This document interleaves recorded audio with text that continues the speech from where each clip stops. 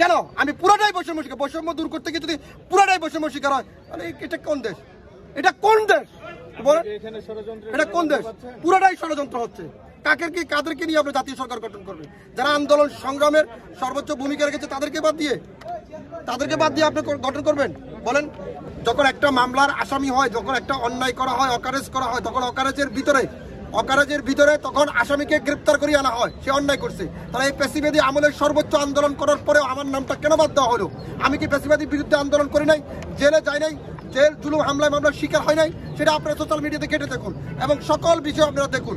আমি প্রধান উপদেষ্টা মহোদয় এবং যারা দায়িত্বশীল জায়গা আছেন, আমি বিষয়টি তাদেরকে অনুরোধ করব যে অন্ততপক্ষের পেশিবাদী বিরুদ্ধে যারা আন্দোলন সংগ্রাম করেছেন সকল আন্দোলন সংগ্রামীকে আপনারা ডাকুন এবং আরও তদন্ত করে যারা বাইরে আছে তাদেরকে নিয়ে বসে আমরা একটা সুন্দর বাংলাদেশ গঠনে সকলের সহযোগিতা করতে চাই।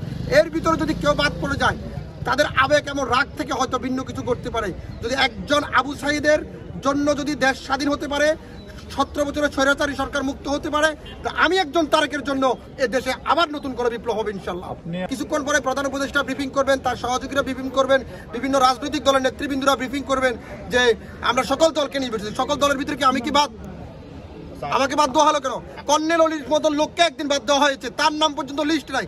আমি তো সামান্য একজন ব্যক্তি। তাহলে এই ভুলগুলো তারা বারবার কেন করতেছে? অন্তর্বর্তীকালীন সরকারের যারা দায়িত্বশীল জায়গা আছেন তারা ভুলগুলো কেন বারবার করতেছেন? তারা একটা লিস্ট তৈরি করতে পারতেছেন কেন? কারা আপনার আন্দোলন সংগ্রামে সক্রিয় ছিল? কারা জেল জুলুম হামলায় মামলার শিকার হয়েছিল? আমি সর্বোচ্চ জেল কেটেছি, সর্বোচ্চ আন্দোলন সংগ্রাম করেছি। আমার নামটা কেন বাদ পড়বে? আমার নামটা কেন বাদ পড়বে? কিছুক্ষণ পর ব্রিফিং করবে যে আন্দোলন সংগ্রামের সকল পেশিবাদীর বিরুদ্ধে আন্দোলন সংগ্রামের সকল দলকে নিয়ে আমরা বলছি। কই সকল দলের ভিতরে আমার নাম থাকবে না? আমি শুধু অন্যায়ের বিরুদ্ধে প্রতিবাদ করার কারণে আজকের আপনাকে দাওয়াত ছিল কিনা বা আপনাকে না, ইনভিটেশন কার্ড ছিল না। কারণ আমি এখন তো সকল পেশিবাদী শক্তি বলছেন আপনি, ইনভিটেশন কার্ড তো বলেন না। দাওয়াতি যারা আছেন তারা আসবেন, এটা তো বলে উল্লেখ করা হয়নি। বলছেন পেশিবাদী বিরুদ্ধে যারা আন্দোলন করছে, সংগ্রাম করেছে, তাদেরকে আজকে এখানে আসতে। আমিও তো পেশিবাদী একজন। আর একটা দাওয়াতে যখন দাওয়াত দেওয়া হয় অনেক সময় ঘরের লোকও বাদ পড়ে যায়, কিন্তু সে আসলে কি তাকে রিসিভ করা হয় না? তাকে কি আপনি গেট থেকে বের করে দেওয়া হয়? বলেন আপনারা, তাকে গেট থেকে বের করে দাও। আমিও তো আন্দোলন সংগ্রামের একজন সহকারী।